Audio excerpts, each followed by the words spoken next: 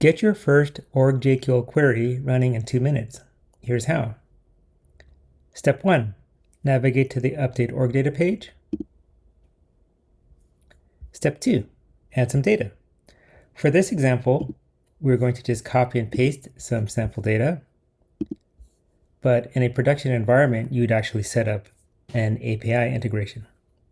So here we have a spreadsheet with 2 columns, a user, a manager.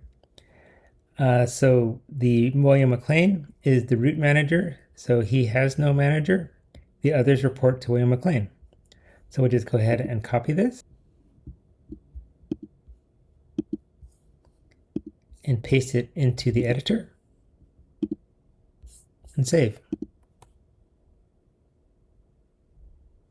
Now that the data has been updated, we can test a query.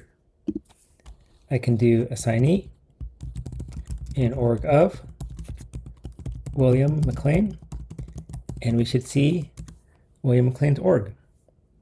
We could also take this same query and run it directly in Jira.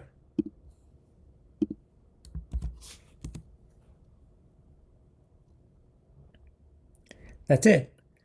Organizational queries in 3 steps.